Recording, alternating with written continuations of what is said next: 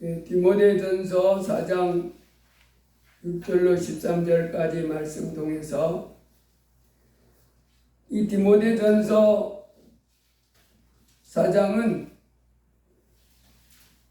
이 신약 성경을 13권이나 쓴 분이 하나님이 그를 통해서 쓰셨지만은 사도 바울이라고 하는 사람입니다. 이 사도 바울은 원래는 예수님을 믿지 않는, 오히려 예수님을 믿는 사람들을 잡아다가 감옥 가두고 때리고 심지어는 죽이기까지 하는 이런 아주 배역한 사람이었는데 예수님이 만나 주셨어요.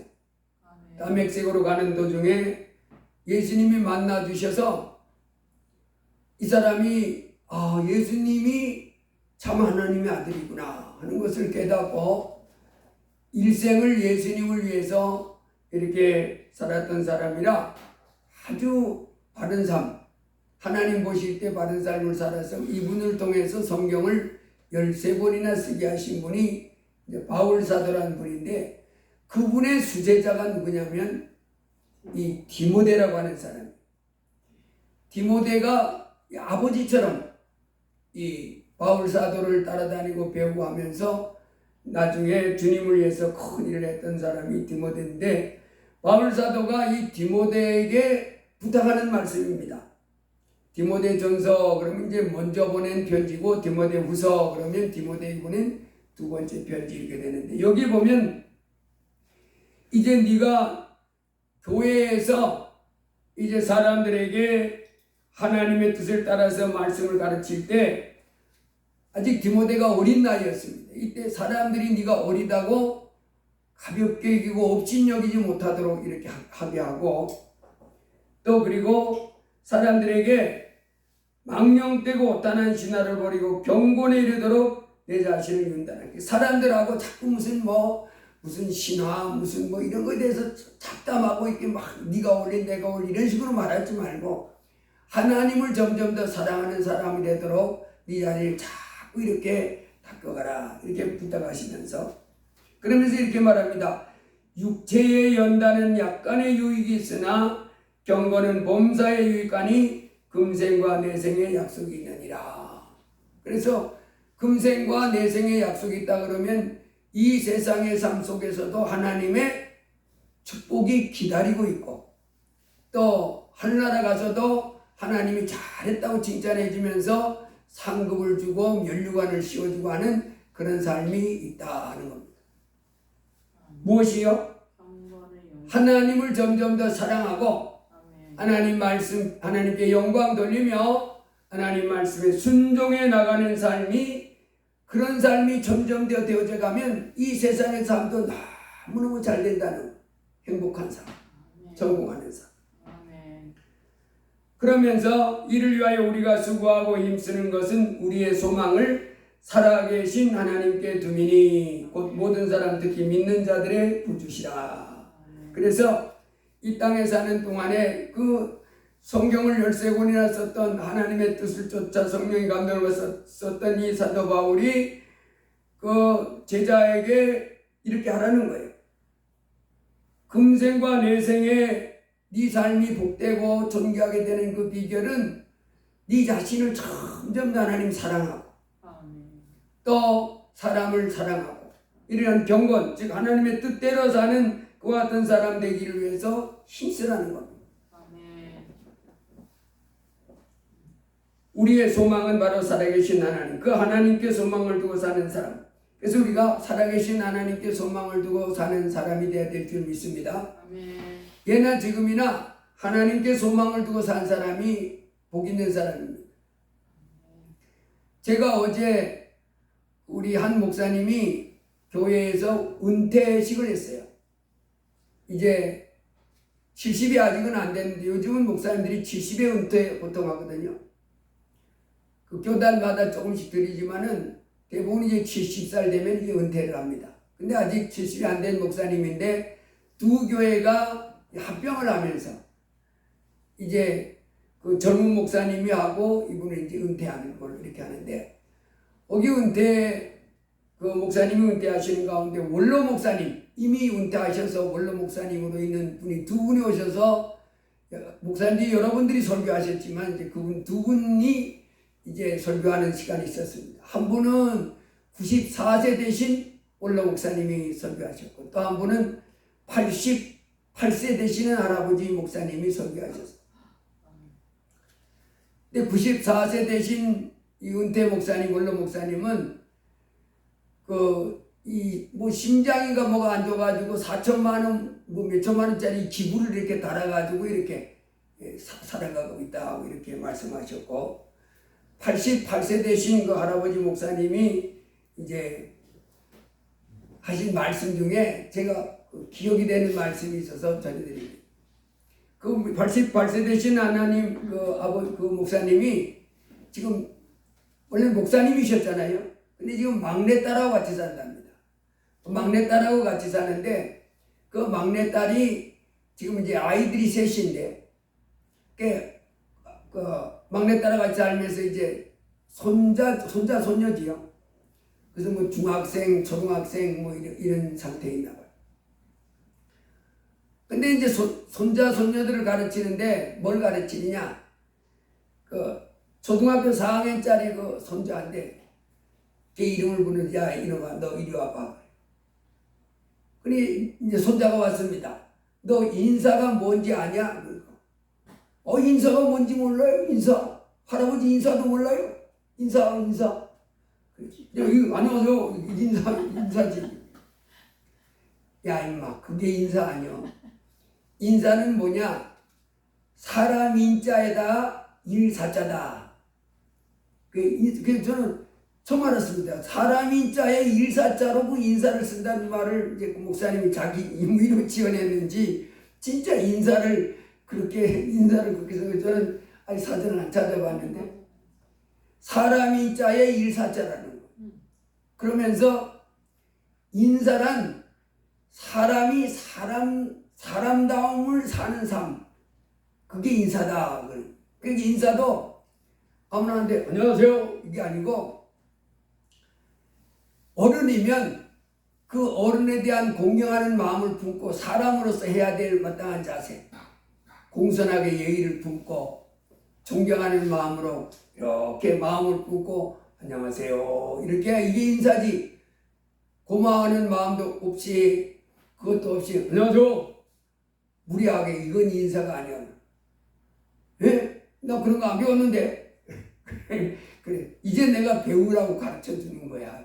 그게 인사다. 그래서 할머니, 할아버지, 엄마, 아빠, 선생님한테 인사할 때 그냥 이게 인사가 아니고 사람의 해야 할 일이다. 그 사람은 다 해야 할 일들이 다 있는데 그 각 사람마다 사람다움을 나타내는 삶, 사람답게 사는 삶, 이게 인사다. 인사. 그래서 자녀들은 선생님이나 어른이나 또 부모 앞에 인사할 때 마음의 고마움과 그걸 품고 겸손하게 예를 갖춰서 이렇게 하는 게 인사요. 이렇게 가르쳤다 그랬습니다. 그래서 제가 난 저런 가르침을 한 번도 지금까지 저도 못 들어봤습니다. 그게 인사다 하는 걸. 그러면서 제가 뭔 생각했냐?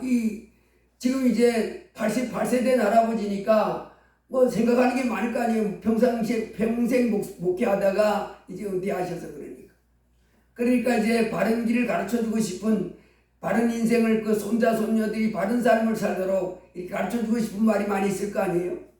그래서 그걸 가르친다. 그래서 참 훌륭한 손자 손녀로 만들고 싶은 이와 같은 마음. 근데 여러분 난 그걸 보면서 우리는 그 목사님보다도 더 크신 전능한 하나님께로부터 잘 배워야 우리가 참 바른 삶을 살 수 있다 하는 것을 이렇게 생각해 봅니다. 할렐루야. 그래서 우리가 인생으로 태어났으면 우리 하나님께로부터 배워서 우리를 만들고 세상 나라를 다스리는 하나님께로 배워서 이제 바른 삶, 바른 인생, 그래 성공하는 인생, 후회 없는 인생, 그런 삶을 살 수 있는 그 삶을 살게 되는 줄 믿습니다. 그래서 우리는 오늘 하나님께 잘 배워서 하나님 앞에 나와서 예배하고 하나님을 섬겨 배워서 승리하는 삶을 살아야 될 줄 믿습니다. 오늘 이제 우리는 하나님께 소망을 두는 삶을 삽시다. 그리고 경건은 범사에 유익하니 금생과 내생의 약속이 있다. 이런 말씀드리면서 여러분 이제 우리 땅에 살아가는 사람들이 얼마나 어리석은지 모릅니다. 성경은 하나님이 없다 하는 사람은 어리석은 사람이다 그렇게 말합니다. 하나님이 없다 하는 사람은 어리석은 사람이다. 그래서 이 땅에 살고 있는 사람들이 얼마나 어리석은지 바른 삶을 살아서 복도 받고 성공하고 존귀한 삶을 살다가 영원한 천국 가는 삶 이와 같은 것이 참 인생인데 어리석어서 잘못 살아서 이제 영원한 멸망 가운데 떨어지는 그와 같은 사람들이 많이 있는 것이 세상입니다. 그 안산하고 그 영종도 그쪽에 가면 지금 아파트를 지어놨는데 한 만여 호가 아파트 만여 호면 엄청 큰 단지잖아요. 보통 큰 단지 하면 2천 세대가 이제 수용하는 그런 단지면 대단위 단지라고 그럽니다. 대단지. 더 큰 단지는 뭐 한 3천 세대. 이게 큰 단지라고 그러는데 거기 한 만여 세대가 들어간 아파트를 지었는데 그게 다 지금 들어오는 사람이 없어가지고 텅텅 비었답니다. 그런데 문제는 그 아파트를 사람들이 다 분양받았다는 거예요. 자기가 거기 이제 아파트를 처음 세우고자 할 때에 분양 먼저 하잖아요. 그래가지고 광고를 얼마나 사기치면서 광고를 해놨는지 전국의 사람들이 모여들어가지고 막 경쟁률이 100대 1, 뭐 500대 1 이랬답니다. 왜냐하면 그거 당첨되면 로또보다도 더하다. 이렇게 이제 알려져가지고. 그래가지고 그 안산 시오라고 하는데 반달섬, 뭐 거북섬 이런 데다가 수천 세대, 그 지금 약 만여 세대를 이렇게 만들어놨는데 그거 당첨되면 내가 분양에 당첨되면 로또 당첨되는 것보다 더하다 그래가지고 뭐 전국에 있는 사람이 다 모였답니다. 전국에 있는 사람들. 왜냐하면 이거 여기에 내가 빠지면 나 혼자 바보 되는 거다. 그런데 막상 이제 그 건축하기 전에 분양하잖아요. 그 분양 다 돼가지고 건축을 해놨는데 문제가 많아가지고 거기 들어와 사는 사람이 몇 안 된답니다. 그 상가도 텅텅 비우고 집집마다 텅텅 비우고 그래서 그 분양받은 사람들이 또 그 비싸게 했을 거 아니에요. 왜 당첨되면 로또 당첨된다 그러니까. 그래가지고 당첨돼가지고 지금은 아무도 들어가 살지 않아가지고 완전히 그 무덤처럼 돼버렸는데 그걸 소개하는 사람이 이거 분양받은 사람들은 다 곡소리 납니다. 곡소리 납니다. 그래. 왜냐하면 자기 돈으로 그래도 이렇게 분양받은 사람은 그나마 이제 자기 돈으로 한 사람들은 괜찮은 거지. 자기 돈으로 뭐 10억을 갖다 넣었던지 자기 돈이 있었던 사람들은. 근데 대부분 이제 로또 당첨된다 그러니까 막 대출을 받아가지고 막 갖다가 분양받은 거예요. 그러니 아파트는 이게 시세가 없어가지고 뚝 떨어져가지고 왜 그렇게 시세가 없게 됐나 그 말을 하려면 좀 얘기 긴데 어쨌든 뚝 떨어져가지고 문제는 대출 받은 데에서는 이자를 내야 하잖아요. 이자 꼬박꼬박 내라고 그러고 이자만 은행에서 대출 이자 꼬박꼬박 내라고 할 뿐만 아니라 그 아파트 관리비가 또 있답니다. 관리비. 자기 안 살아도 관리비는 내야 된다. 관리비 내야 되고 또 자기들 또 장사하는 사람은 뭐 자기가 좋은 목 잡으려고 먼저 해가지고 이랬는데 월세 내고 들어올 사람 없고 뭐 얽히고 설키가지고 뭐 반달섬인가 뭐 거북섬인가 거기 분양받은 사람들은 다 곡소리 난다. 전국에 이런 아파트를 지어놨는데 아파트가 뭔가 문제가 있어가지고 분양을 받았는데 돈은 묶이고 대출 받고 뭐 해서 투자해 놨는데 묶여가지고 은행 이자 내다가 파산하고 뭐 월세 내다가 파산하고 이런 사람들이 전국에 널렸습니다. 근데 그 사람들이 그렇게 곡소리 지금 이제 죽겠다고 이렇게 하는데 그래서 애쓰고 모은 것들 더 안 날리고 파산하는 사람들 고통 가운데 빠지는 사람들이 그런 건물을 소개하는 사람이 그래요. 그거요 다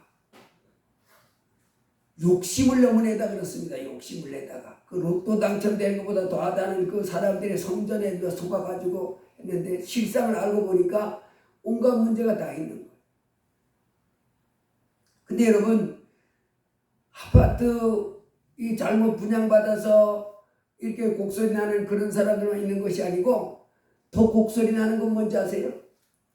하나님이 이제 말씀해 주셨는데도 듣지 않고 자기 마음대로 살다가 곡소리 나는데 그 사람들이 나는 곡소리보다 더 큰 곡소리라며 살게 됩니다.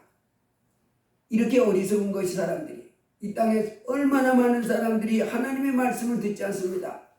그리고는 이제 나중에 곡소리를 하는데 예수님이 이런 사람은 다 망한다. 회개하지 않는 사람 다 망한다. 어떻게 망하느냐?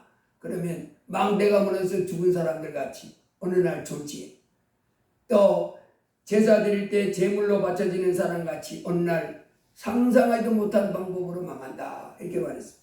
자, 오늘 우리 이제 말씀 생각해 보겠습니다. 이렇게 어리석은 사람들이 많은 가운데 여러분 다니엘서 5장에 가보면 벨사살이라고 하는 사람이 나옵니다.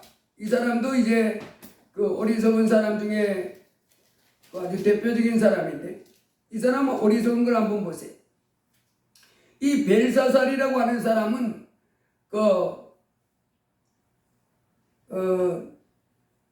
바벨론 제국의 마지막 왕이 벨사살이라고 하는 사람입니다. 근데 이 사람이 그 제국이 큰 제국이거든요. 그 나라의 왕이었어요.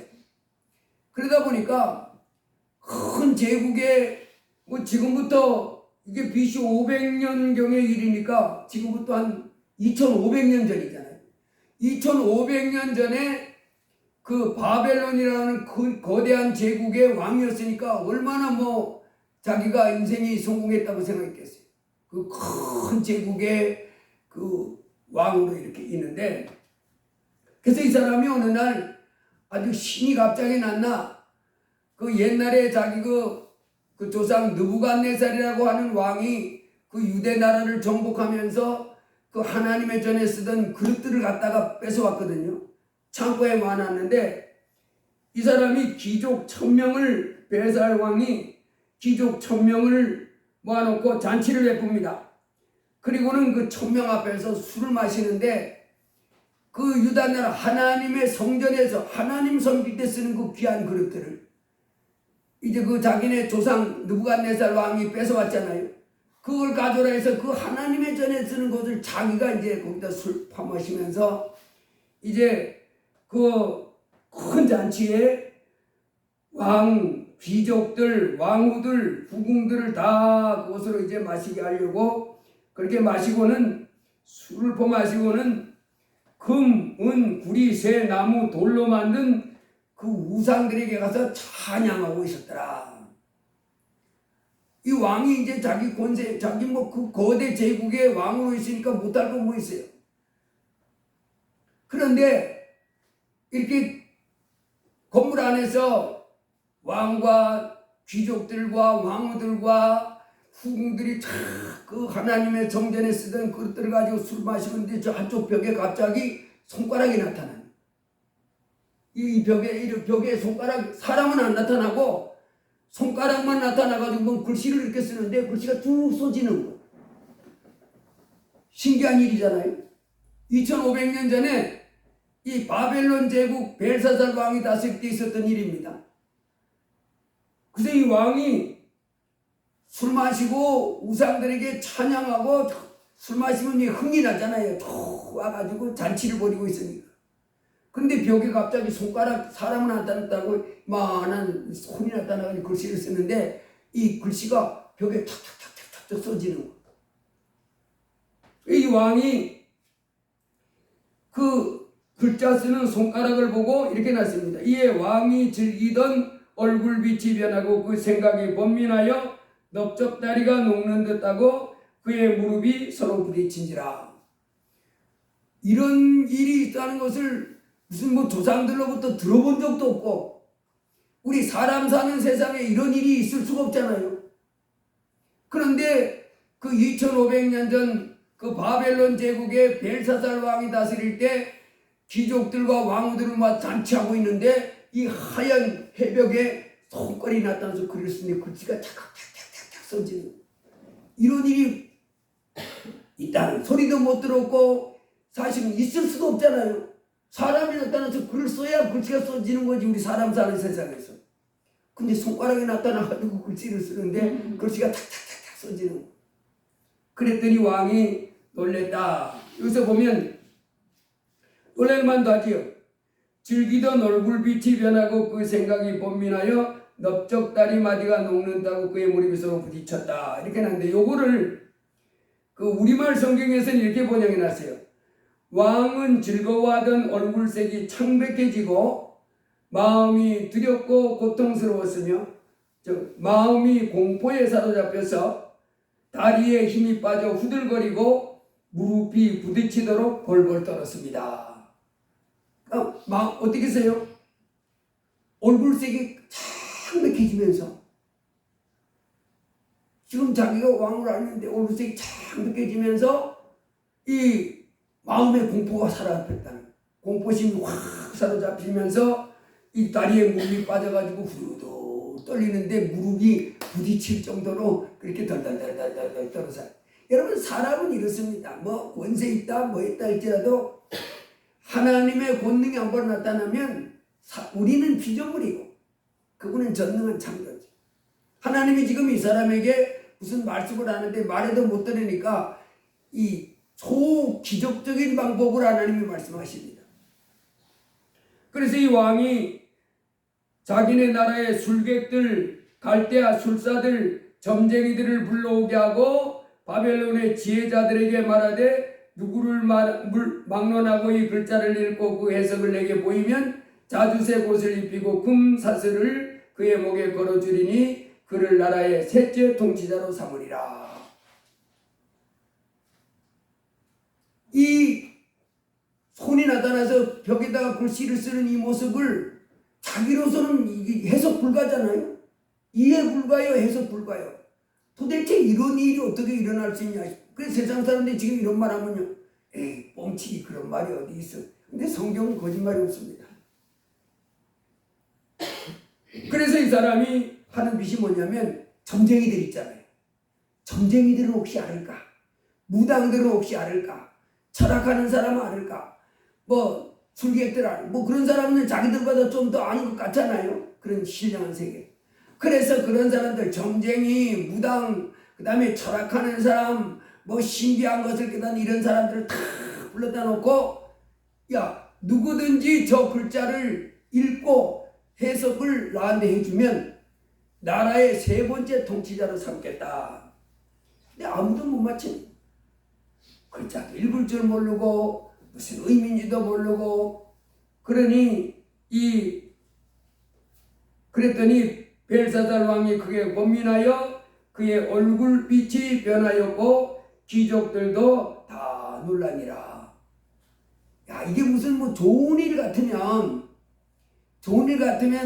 막 이제 무슨 말인지 모르지만 이제 기대 떴을 건데, 분명히 좋은 일이 아니라는 걸 직감적으로 느끼는 거예요. 지금 이게 뭔가 잘못됐다. 아니, 생전에 무슨 손가락이 나타나가지고 벽에다가 글씨를 막 써대는 이런 일이 다 일어나는가? 이 무슨 좋지 않은 징조 같다는 생각을 다들 했다는 겁니다. 그런데 그때 그 나라의 벨사살 왕의 그 왕비가 들어와가지고, 왕이여 놀라지 마세요. 걱정하지 마세요. 이 나라에 저 유다 나라에서부터 잡혀온 그 벨드사살이라 하는, 다니엘이라고 하는 사람이 있는데, 그 사람이 이런 꿈이나 이런 거 해석하는 데는 아주 신령합니다. 그 사람 속에는 하나님의 거룩한 신들의 영이 있어서 그는 다 해석할 수 있습니다. 심지어 남이 꾼 꿈까지도, 옛날에 그 조상 느부갓네살 왕이 꾼 꿈까지도, 느부갓네살 왕이 밤에 자며 꿈을 꿨는데 그 꿈까지도 뭔 꿈을 꿨는지 쫙 말해주고 그 꿈의 의미가 뭔지를 쫙 말해줬던 사람이 있습니다. 그 사람 불러다 오면 이거 문제 해석합니다. 그 사람을 통해서 불렀습니다. 벨드사살이 벨사살 왕에 나왔습니다. 벨사살이 묻습니다. 내가 내게 대하여 들은즉 내 안에는 신들의 영이 있으므로 내가 명철과 총명과 비상한 지혜가 있다도다. 지금 여러 지혜자와 술객들을 내 앞에 불러다가 그들에게 이 글을 읽고 그 해석을 내게 알게 하라 하였으나 그들이 다 그 해석을 내게 보이지 못하였느니라. 내가 내게 대하여 들은즉 너는 해석을 잘하고 의문을 푼다도다. 그런즉 이제 내가 이 글을 읽고 그 해석을 내게 알려주면 내게 자주색 옷을 입히고 금사슬을 내 목에 걸어주어 너를 나라의 셋째 통치자로 삼으리라. 벨드사살, 즉 다니엘입니다. 네가 해석하면 복 주겠다는. 그때 다니엘이 왕이 친히 가지시고 예물은 왕이 친히 가지시고 왕의 상급은 다른 사람에게 주옵소서. 그럴지라도 내가 왕을 위하여 이 글을 읽으며 그 해석을 아리리이다. 왕이여 지극히 높으신 하나님이 왕에 붙인 느부갓네살에게 나라와 큰 권세와 영광과 영을 주셨고, 여기서 왕에 붙인 느부갓네살을 이렇게 했는데 그 아버지를 말하는 건 아니고 이 사람들이 이제 자기네 이 사람은 이 아버지는 그 느부갓네살의 그 나보니더스입니다. 나보니더스라고 하는 분이 지금 왕으로 있는데 이 아들이 실제적으로 왕노릇 하고 있는. 그래서 느부갓네살은 실제로 아버지가 아니고 그 조상입니다. 5대 조상. 근데 이제 훌륭한 조상이다 보니까 아버지처럼 아버지 이렇게 그렇게 표현한 거예요. 그에게 큰 권세를 주신 백성들과 나라들과 언어들과 다른 모든 사람들이 그의 앞에서 떨며 두려워하였으며 그는 임의로 죽이며 임의로 살리며 임의로 높이며 임의로 낮추었더니 그가 마음이 높아지며 뜻이 완악하여 교만을 행함으로 그의 왕위가 빼앗바되며 그의 영광을 빼앗기고 사람 중에서 쫓겨나서 그의 마음이 들짐승의 마음과 같았고 또 들나귀와 함께 살며 또 소처럼 풀을 먹으며 그의 몸이 하늘 이슬에 젖었으며 지극히 높으신 하나님의 사람 나라를 다스리시며 자기의 뜻대로 누구든지 그 자리에 세우시는 줄을 알게 이르렀나이다. 벨사살 왕이여 왕은 그의 아들이 되어서 이것을 다 알고도 아직 마음을 낮추지 아니하고 도리어 자신을 하늘의 주저보다 높이며 그의 성전 그릇을 왕 앞으로 가져다가 왕과 귀족들과 왕후들과 후궁들이 다 그것으로 술을 마시고 왕이 또 보지도 듣지도 알지도 못하는 금은 구리 새와 나무 돌로 만든 신상들을 찬양하고 도리어 왕의 호흡을 주장하시고 왕의 모든 길을 작정하시는 하나님께는 영광을 돌리지 아니한지라. 그러므로 그의 앞에서 이 손가락에 나와서 이 글을 기록하였나이다. 기록된 글자는 이것이니 곧 메네 데겔 우바르시니라. 그 글을 해석하건대 메네는 하나님이 이미 왕의 나라를 시대를 세워서 그것을 끝나게 하셨다 하며, 데겔은 왕을 저울에 달아보니 부족함이 보였다 하며, 베레스는 왕의 나라가 나누어져 메대와 바사 사람에게 준바되었다 함이니이다. 야, 정말 하나님의 영이 가득한 이 다니엘이 아무도 해석 못하는 그것을 해석합니다. 메네 데겔 우바르신. 이 우바르신이라고 그러는데 나중에는 베레스 이렇게 말하죠. 베레스는 우바르신은 히브리 말이고 베레스는 아람 말입니다. 아람 말로 번역해 놓은 거예요. 그러니까 우바르신이 그랬던 나중에 베레스는 이제 아람으로 번역해 놓은 말입니다. 같은 말이에요. 그러니까 이 말입니다. 하나님이 왕의 나라를 세서 왕의 나라 시대는 끝났다. 메네. 왕의 시대는 끝났다. 메네. 데겔. 저울을 달아보니 이거 함량 미달이야. 왕으로서. 저울을 달아보니까 함량 미달. 데겔. 베레스. 나라가 나뉘어서 메대 사람에게 준바되었다. 메대 바사 나라에게 이제 이 나라 준다. 그래서 메네. 너 시대는 끝났어. 대겔 저울에 달아보니까 너는 함량 미달이야. 우발의 신 너희 나라를 뺏어서 메대 나라 바산 나라로 준다 이 말입니다. 그랬더니 이 벨사살 왕이 자 신기하도다. 그러면서 이 사람에게 이 나라의 셋째 통치자로 삼았다. 그런데 30절에 이렇게 났습니다. 그날 밤에 갈대아 왕 벨사살이 죽임을 당하였고, 그날로 죽임. 메대 나라 다리오 왕이 쳐들어왔습니다. 메대 파산 나라. 메대 나라 다리오 왕이 쳐들어와 가지고 바벨론을 무너뜨리고 그 나라를 이제 우리가 말하는 대로 이 뭡니까 메대 파산 나라. 우리 세상 역사로 말하면 페르시아 제국이 형성되는. 여러분 이거 보세요. 이 사람 얼마나 자기가요 그날 죽을 운명이야. 자기가 그날 죽을 운명인데 아침에는 자기가 왕으로 있잖아요. 바벨론 제국의 왕으로 있던 사람이 그날 저녁에 죽임을 당합니다. 그런데 그날 저녁 죽임을 당할 그 자기 운명을 알아요 몰라요? 벨사살이 모릅니다. 그리고는 하나님의 전에 있는 기명을 가지고 귀족들을 불러놓고 속을 포마시면서 즐기자, 그리고 우상 숭배하고 찬양하고 이러다가 인생을 마친 사람이 벨사살 왕입니다. 여러분 이 벨사살 왕처럼 이 땅의 사람들이 수많은 사람들이 자기 내일을 모릅니다. 장래일을 몰라요. 어떤 재앙이 어떤 일이 날지 모릅니다. 그러면서 오늘 막 즐기고 살아가는 이와 같은 인생을 살아갑니다. 하나님 우리에게 이렇게 살라고 하지 않습니다. 이제 하나님 앞에서 하나님은 우리에게 어떻게 살라고 하십니까? 하나님은 의로운 재판장이시며 매일 분노하시는 하나님이시로다. 사람이 회개하지 아니하면 그가 그의 칼을 가르시며 그의 활을 이미 당겨 예비하셨도다. 죽일 도구를 또한 예비하시며 그가 만든 화살을 불화살 드리로다. 천지 만물을 만드신 하나님 앞에 이제 우리 인생은 하나님께로 온전히 돌아가야 됩니다. 이렇게 왕이 됐다고 술포 마시고 우상 숨기면서 이렇게 살 것이 아니라 우리 인생은, 바른 인생은 하나님께로 돌아가서 하나님께 예배하고 하나님께 영광 돌리며 하나님께 순종하며 사는 사람이 되어야 될 줄 믿습니다. 그래야 내 인생이 존귀하게 되는, 그래야 내 인생이 성공하고 잘 되는 줄로 믿습니다. 의로우신 재판장 되신 하나님, 매일 분노하시는데 죄 짓다고 하나님을 섬기지 않는다고 그러고 있는데도 사람들은 미련하고 어리석어서 안 돌아오는, 그러면서도 성공하는 인생, 자기 인생이 잘 되기를 기대합니다. 잘 일시적으로 성공 잘 될 수 있지만 그게 조금 있으면 망하는, 하나님 말씀대로 되는 줄 믿습니다. 아멘. 사도행전 10장에 보면 이제 하나님의 뜻대로 사는 사람이 나옵니다. 고넬료라고 하는 사람이 있었는데, 고넬료라고 하는 사람이 이달리아대의 백부장이다 그랬습니다. 이달리아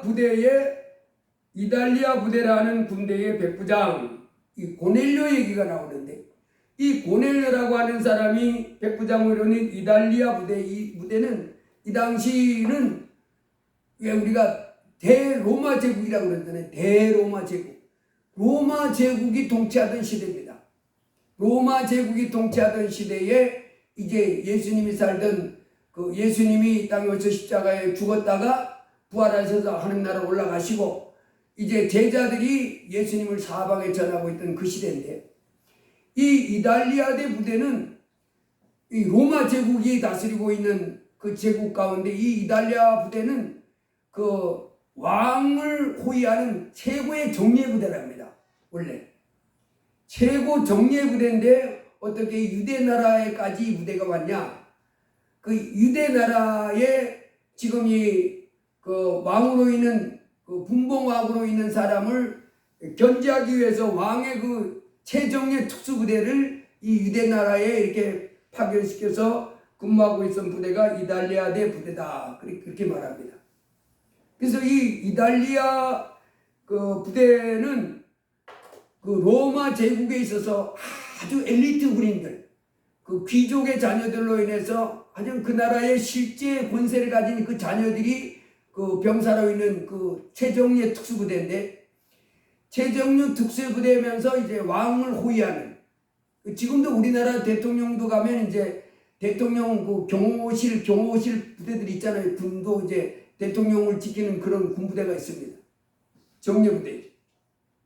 그러다 보니까 이 고넬료도 아마 그 로마 제국의 이탈리아 부대의 백부장이니까 이 사람도 아마 귀족의 자녀로 특수부대, 그 최정예 부대의 지휘관이니까 이 사람도 아마 로마의 귀족의 자녀일 가능성이 많다, 이렇게 추측을 합니다.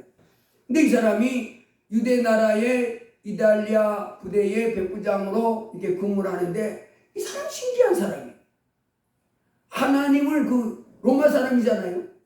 이탈리아 부대의 지휘관이니까 로마의 귀족의 자녀일 가능성이 많다고 그러는데, 그 귀족의 자녀인 이 백부장 이 사람이 그 유대 나라의 하나님, 여호와 하나님을 섬기는 사람, 하나님을 경외하고 하나님을 쫓아서 그 어려운 사람들을 잘 도와주는 이런 아주 그 특별한 사람, 로마의 군인이요, 특별히 이탈리아 로마 시대 최정예 귀족의 자녀들로 이루어진 그 로마의 군부대 중 아주 최정예 핵심 부대, 그 특수부대, 그 부대의 백부장으로 있는 이 사람이 하나님을 경외하는 사람이라. 그런데 이 사람이 하나님을 경외하고 백성을 구제하고 항상 하나님께 기도하는 사람이었다. 참 존귀한 사람이죠. 로마 사람이면서 그 귀족의 자녀로서 이탈리아 부대의 그 최정예 그 왕의 친일에 비슷한 그런 부대의 그 백부장으로 있는 이 사람이 하나님을 경외하는. 근데 이 사람이 그 유대 나라에 파견 근무하면서 기도를 한다, 하나님 앞에. 그래서 어느 날 기도를 하는데, 하루는 제 9시쯤, 여기서 제 9시는 이제 오후 3시를 말합니다. 아침 6시를 제 1시로 하거든요. 그래서 9시, 오후 3시쯤 기도하는데 천사가 나타나서 이렇게 말합니다. 고넬료야. 고넬료가 주목하여 보고 이러니까 두려워 말라. 주여 무슨 일이니까? 천사가 이르되 내 기도와 구제가 하나님 앞에 상달되어 기억하신 바 되었으니 내가 지금 사람을 요바에 보내어 베드로라 하는 시몬을 청하라. 그가 무두장이 시몬의 집에 유숙하니 그 집은 해변에 있다 하더라. 이 사람이 하나님을 경외하는 사람이라 그랬잖아요. 신기하게 로마 귀족 부대, 그 왕궁 친위 부대, 그 제국을 지키는 아주 특수부대 중에 정예부대인데, 이 부대가 유다 나라에 파견 왔는데 거기 백부장, 이 사람도 귀족의 아들이지만 이 사람이 하나님을 경외하는, 그리고 하나님 부정한 사람들을 도와주고 또 많이 구제하고 이렇게 사는 사람도 기도도 잘했던 것 같아요. 근데 어느 날 오후 3시에 기도하러 갔는데 천사가 나타나서 고넬료야 그러더니 네 구제와 네 기도를 하나님이 들었다. 그러면서 요바에 가면 무두장이 시몬의 집에 그 베드로라는 사람이 있는데 그 사람을 불러서 그 사람 말을 들으라, 이렇게 하는. 무두장이란 말은 짐승들 가죽 있잖아요. 짐승 가죽 벗기면 그 가죽 털 뽑고 뭐 이 기름칠 전에 이래가지고 그 가죽을 아주 버들버들하게 뭐 쓸 수 있도록 이렇게 만드는 사람은 무두장이라 그럽니다. 무두장이 그 시몬이 요바에 집이 있는데 거기에 베드로라고 하는 하나님의 종, 예수님의 수제자가 있는데 그 사람 불러다가 그의 말을 들으라, 이렇게 말하는 천사가. 그래서 하나님을 경외하는 사람이니까 얼마나 신기한 경험이니까 기도하는데 천사가 나타나서 그 말하는. 천사가 나타나는데 이 뒤에 가보면 이렇게 말합니다. 천사가 나타나는데 뭐라 하냐면 자기가 기도하는데 빛난 옷을 입고 천사가 나타났더라. 자기 기도하는데 반짝반짝 빛나는 옷을 입은 천사가 나타나서 고넬료야, 네 기도하고 네가 구제하는 것이 하나님 앞에 다 알려졌다. 그러니까 요바의 베드로라고 하는 사람, 무두장이 시몬의 집에 있는 요바라고 하는 사람 불러서 말을 들으라. 그 하나님을 경외하는 사람이 얼마나 신비한 경고를 한 거예요. 아멘. 어느 날 천주교 신부가 강단에 앉아가지고 주여 주여 하는데 주여 주여 하는데 어느 날 주여 그렇게 하는데 주님이 내가 여기 있노라 그랬더니 응? 기절했다는 게 너무 놀래가지고 날마다 주여 주여 부르면서도 그냥 하나님 살아계신 것을 생각도 안 하고 그냥 습관적으로 날마다 주여 주여 불렀는데 어느 날 주님이 내가 여기 있노라 그랬더니 놀래가지고 그랬다는 소리가 있는데 그게 진짜인지 거짓말인지 누가 지어낸 말인지 모르겠지만은 이 사람이 기도하는데요 천사가 나타나고 자기 눈앞에 탁 나타나요. 반짝반짝 빛나는 옷을 입고 천사가 나타나 말합니다. 그래서 우리가 이 기도하다가 천사들을 저도 이렇게 경험해 봤는데 이 천사들이 저는 천사들이 나타날 때 황금 옷 있잖아요. 아주 반짝반짝 빛나는 황금 옷을 입은 그런 천사로 이렇게 나타나요. 대부분 천사들이 나타날 때 뭐 날개 달리고 뭐 이렇게 나타나는 것이 아니고 사람 모습으로 나타납니다. 천사들이 나타날 때 빛나는 사람, 빛나는 옷을 입은 사람. 이 고넬료한테도 빛나는 옷을 입은 사람이라 그렇게 표현했어요. 그래서 이 고넬료가 자기 집에 있는 하인하고 그 종들 중에 아주 경건한 사람 구별해가지고 버립니다. 지금 있는 이 가이사랴하고 이 사람이 있는 동네가 이 가이사랴라고 하는 데잖아요. 가이사랴하고 요판 한 50km 된다 그래요. 거리가. 이게 50km 되니까 여기서 청주까지가 한 30km 좀, 그러니까 청주보다 좀 더 먼 거리예요. 그래서 사람을 보냈습니다. 너 가서 예를 갖춰서 그분을 모셔오더라. 그런데 하나님이 또 역사하는 거예요.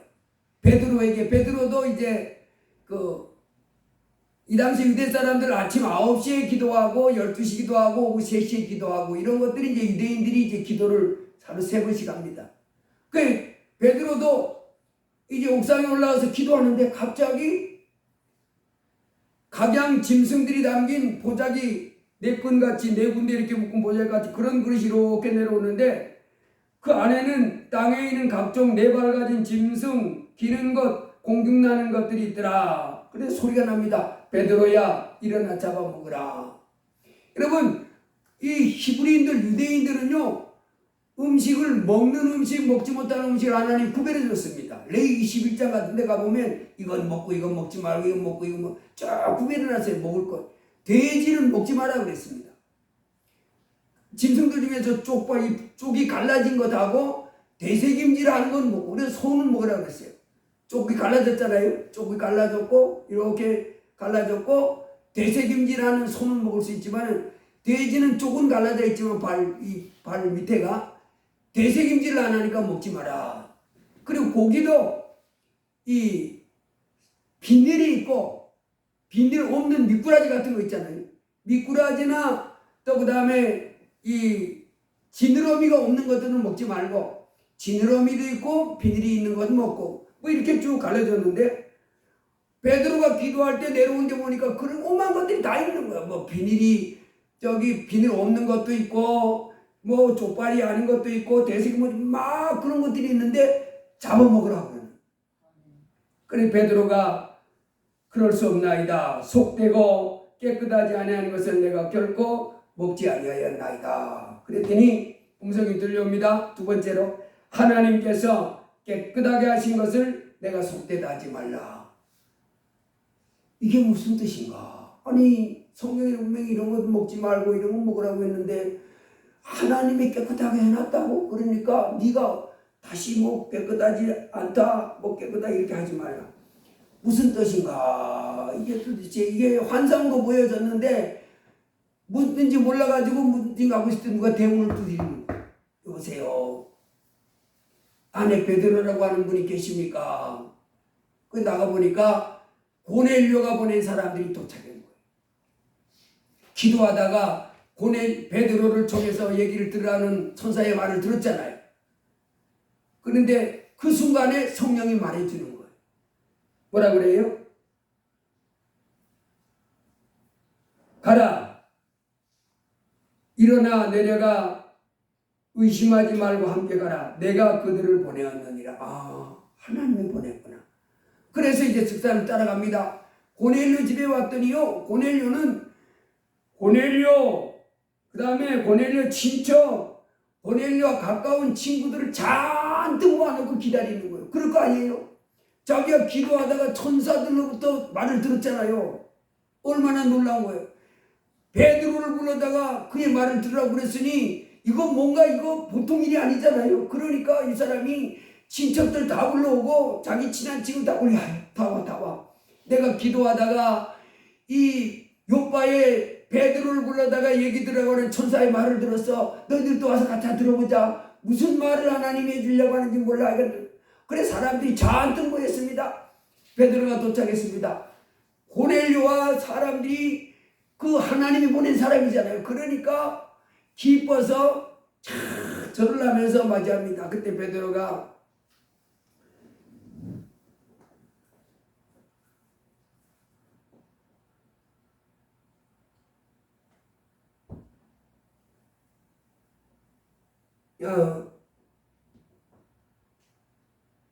잘하였나이다. 시몬 그래서 일어서라. 그 사람을 이렇게 세워놓고 베드로가 무슨 너희 나를 왜 불렀냐. 그러니까 고넬료가 얘기합니다. 제가 나흘 전에 3시에 기도하고 있는 중에 빛난 옷을 입고 계신 천사가 나타나서 요바의 베드로라고 하는 분 무두장이 시몬의 집에 있는 베드로를 청해서 말을 들으라 하셨기에 저는 그 베드로니 뭔 말을 할지 모릅니다. 그냥 천사가 그의 초청해서 말을 들으라 해서 이렇게 초청하게 됐습니다. 그랬더니 베드로가 이제 입을 엽니다. 내가 참으로 하나님은 사람의 외모를 보지 아니하시고 각 나라 중 하나님을 경외하며 의를 행하는 사람은 다 받으시는 줄 깨달았도다. 만유의 주 되신 예수 그리스도로 말미암아 화평의 복음을 전하사 이스라엘 자손들에게 보내신 말씀. 그러면서 여기서 예수 그리스도를 소개합니다. 그럴 때 예수 그리스도를 베드로가 소개하면서 뭐라고 그래요? 만유의 주 예수 그리스도 이렇게 합니다. 여러분 유대인들은 만유라면 온 세상 모든 걸 말합니다. 온 세상의 모든 것의 주인 여호와를 지칭할 때 그렇게 합니다. 자기네가 섬기는 여호와 하나님을 선정할 때 그분은 만유의 주인이시다 그렇게 합니다. 그런데 이 베드로가 만유의 주인을 누구에게다 갖다 붙이냐면 예수님에게다 갖다 붙이는 거예요. 만유의 주 예수 그리스도로 말미암아 화평의 복음을 전하사 이스라엘 자손들에게 보내신 말씀. 그러면서 예수님을 소개하기 시작합니다. 예수님이 갈릴리 나사렛에서 나서 이제 30살에 공포를 시작해서 살게 됐는데 나는 그분의 제자다. 그러면서 그분 따라다니면서 봤는데 그분은 죽은 자도 살려내더라. 그리고 병든 자도 고쳐내고 죄인들을 받아주면서 그들을 위로하고 그러면서 이제 무리도 걷고 심지어는 하나님이 나사렛 예수에게 성령과 능력을 기름부터 다셨음에 그가 두루 다니시며 선한 일을 행하시고 자기들이 방걸 얘기하는 거예요. 예수님을 소개하면서 봤잖아요. 베드로가 예수님 따라다니면서 봤잖아요. 그 예수님을 소개하는 거예요. 근데 그분은 선한 일을 행하시면서 마귀에게 눌린 모든 사람을 고쳐주고 질병에 눌린 사람을 고쳐주고 그렇게 했던 것은 하나님이 그와 함께 하시기 때문이다. 그러면서 우리는 유대인의 땅과 예루살렘에서 그가 행하신 모든 일의 증인이라 그들이 나무에 달아 죽였으니 그렇게 훌륭하신 일 좋은 일을 하신 분인데 서기관과 대제사장과 바리새인들이 그를 십자가에 못을 박아 죽였다. 하나님을 욕되게 하는 사람이라고 이렇게 하면서 그랬는데 하나님이 사흘 만에 다시 살리사 나타내셨다. 그런데 모든 사람에게 그 부활하신 예수님을 보여주신 것이 아니라 예수님을 따라다니던 우리들, 종들 나도 받고 여기 제자들도 받고 우리 12명도 다 받고 심지어는 40여일 동안 부활하신 모습을 사람들에게 다 이렇게 보여주시면서 500명이 보는 앞에서 하늘나라로 올라가셨다. 이 말은 그 예수님을 그렇게 사람들에게 그 고넬료 집안 친척들과 사람들에게 이 예수님 대해서 말을 이렇게 한참 예수님을 소개하고 있는데 갑자기 이 사람들이 그리고 우리에게 명하사 아직까지 아닙니다. 계속해서 말합니다. 베드로가 백성에게 전도하되 하나님이 살아있는 자와 죽은 자의 재판장으로 정하신 자가 곧 이 사람인 것을 증언하게 하셨고 그에 대하여 모든 선지자도 증언하되 그를 믿는 사람들이 다 그의 이름을 힘입어 죄사함을 받는다 하였느니라.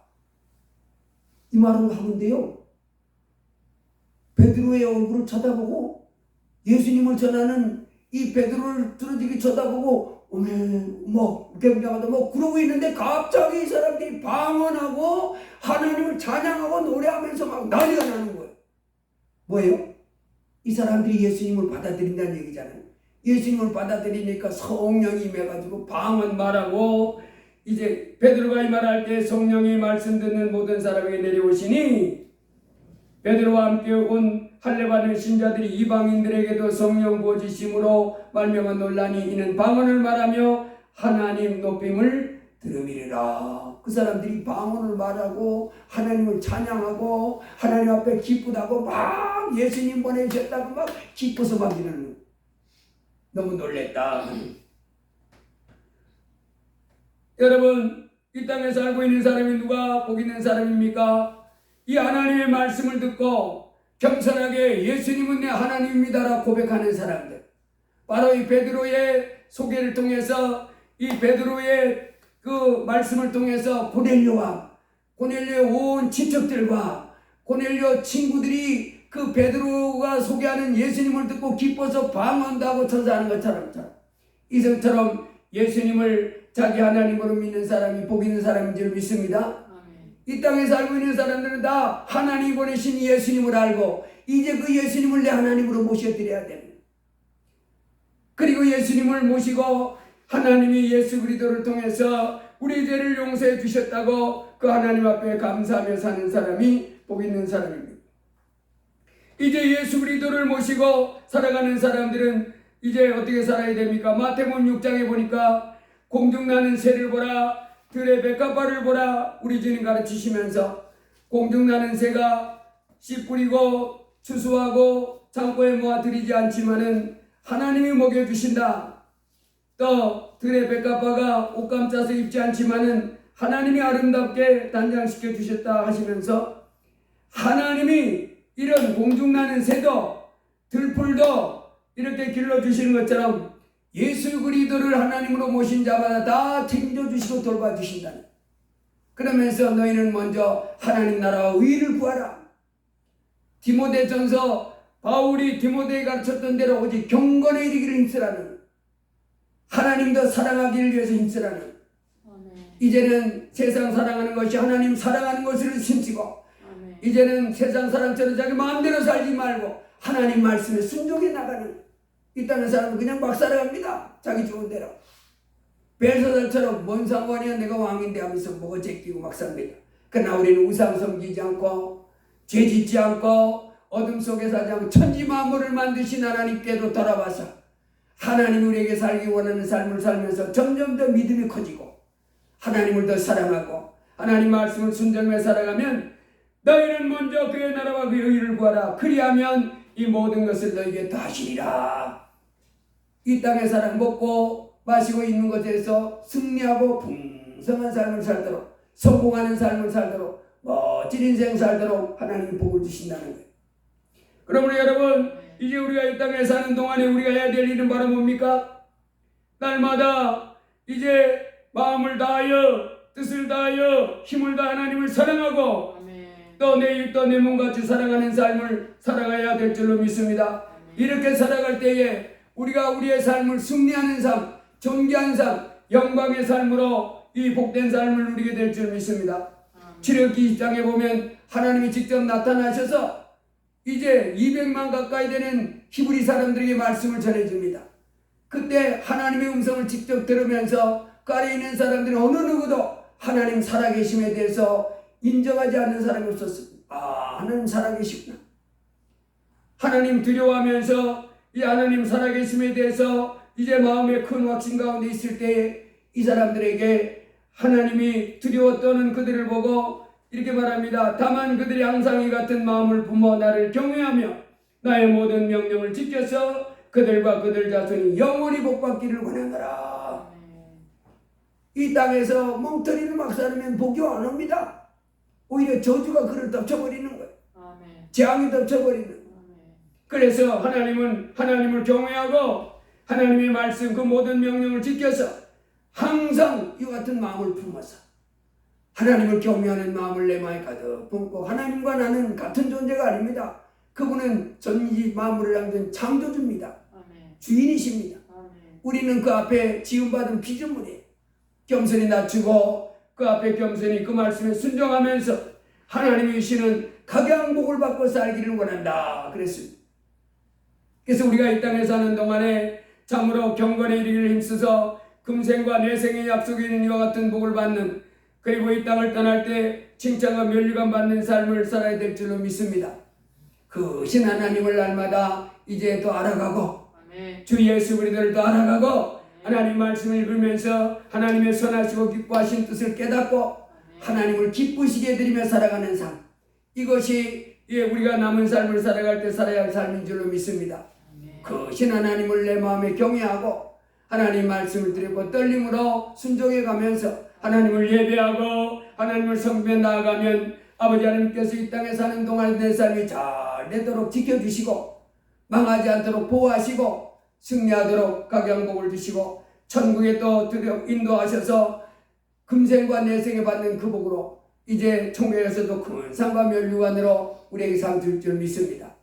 이제 하나님께서 우리 주 예수 그리스도로 말미암아 우리에게 큰 은혜를 주셨는데, 우리가 이 땅에 사는 수많은 사람들처럼 방향을 잃고 삶을 어떻게 살아야 되는지 잊어버리고 함부로 살지 말고 그 신 하나님을 경외하고 그 말씀을 순종하고 예배하면서 이제 큰 복을 받고 날마다 감사가 넘치는 삶이 되기를 주의 이름으로 축복합니다.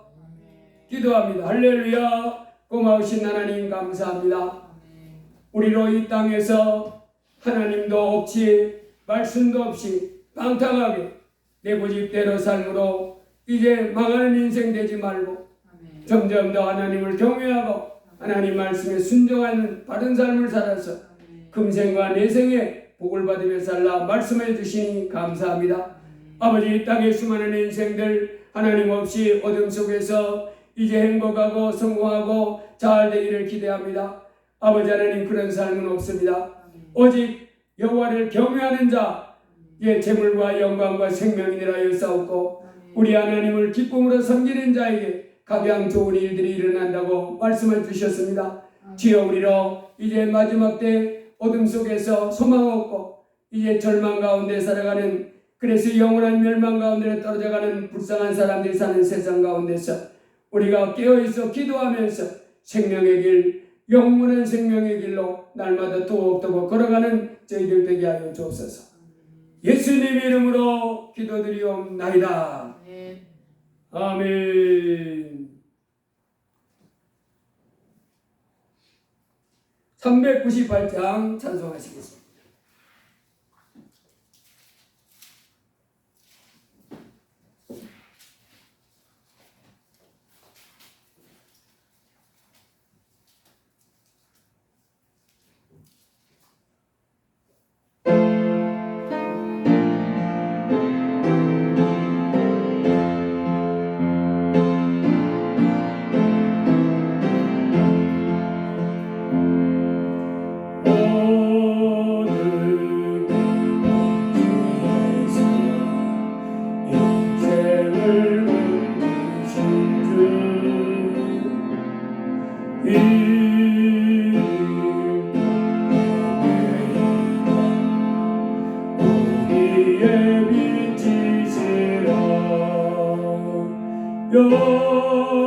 영원한 그 나라의 참모습 보이시고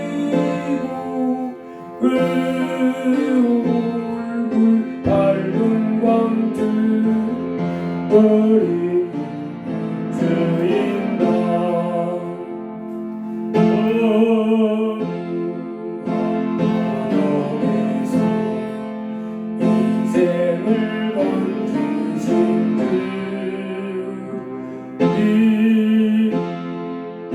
홀로 가는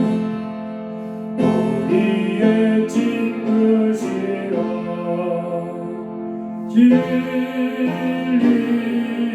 험한 길에 싸우며 넘어가는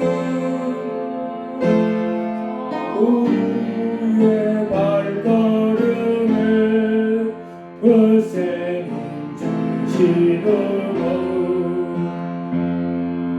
온 세상 모든 마음 지으신 영광의 주 전생명 주시는 세상에 오셨도다 우리의 죄와 허물 대속해 주셨으니 영원히 찬양드릴 우리 주시로다. 반주는 계속하시고 우리 주여 한번 기도합니다. 주님 감사합니다. 우리를 죄 가운데서 불러주셔서 이제 거룩한 내 자녀 삼으셨음을 감사합니다. 크신 하나님을 거룩되고 거룩한 주님을 구별해서 이 날을 구별해서 주 앞에 나와 예배케 해주심을 감사합니다. 할렐루야. 아버지 하나님, 우리가 이 땅에 사는 동안에 하나님께 소망을 두고 사는 사람들 되게 하여 주옵소서. 어둠 가운데 사는 일도 없이 말씀도 없이 아버지 하나님이 이 세상 나라를 다스리는 하나님도 알지 못한지 어둠 속에서 욕심에 끌려가는 사람들 같이 말게 하시고 항상 하나님을 바라보고 아버지 하나님 찾고 하나님 말씀을 생각하면서 아버지 하나님 말씀을 따라 순종하며 소망 가운데 사는 삶이 되게 하여 주옵소서. 아버지 하나님 믿음 소망 사랑 이 세 가지는 항상 있을 것인데 그 중에 제일은 사랑이 있습니다. 아버지 하나님 참으로 이 땅에 살고 있는 사람들 아버지 하나님 알지 못한 채 아버지 하나님 말씀도 알지 못한 채 자기 마음대로 살면서 복을 받고 자기 인생이 잘 되고 장래가 있는 인생이 되길 기대합니다. 아버지 하나님 그런 인생은 없다고 했습니다. 복 있는 사람은 악인들의 꾀를 쫓지 않고 죄인들의 길을 서지 아니하며 오만한 자의 자리에 앉지 아니하고 오직 여호와의 율법을 즐거워하여 그 율법을 지하로 묵상하는 자로다 했습니다. 저는 시냇가에 심은 나무가 시절을 쫓아 그 열매를 맺으며 참으로 아버지 하나님이여 이제 그 행사가 다 형통하리라 하였습니다. 악인은 그렇지 아니하며 오직 바람이 나는 교와 같다 했습니다. 아버지 하나님 우리가 하나님을 떠나서 어둠 가운데서 죄짓고 어둠 가운데 하나님을 떠나 살면서도 내 인생이 잘되고 내 인생이 장래가 있고 내 인생이 소망이 있는 인생이 되기를 기대하면 얼마나 어리석은 자입니까. 참의 마음을 다스려 나오는 하나님께서 참으로 하나님을 경외하고 아버지 하나님 말씀에 순종하는 자에게 들어가도 못 받고 나가도 못 받고 모든 떡방들도 못 받고 온갖 각양복을 받는 사람이 되겠다고 하셨습니다. 주여 우리로 항상 하나님을 잊지 않고 하나님의 설지 않고 하나님을 경외하는 마음을 가득 품고 하나님 말씀을 기쁨으로 순종하며 하나님의 신을 각양복을 받고 이 땅에도 승리하고 영원한 천국 들어갈 수 있는 저희가 되도록 도와주옵소서. 깨어 기도하며 성경 말씀을 읽으며 아버지 앞에 찬송하며 죄를 버리며 주께 가까이 나가는 자들을 되게 주옵소서. 그리할 때 주의 자리에 내 삶이 형통하고 온몸이 건강하며 그 삶이 잘 되도록 복을 내려 주옵소서. 예수님 이름으로 기도드리옵나이다. 아멘. 공부를 위해서 기도합니다. 담임 목사 주정훈 감사.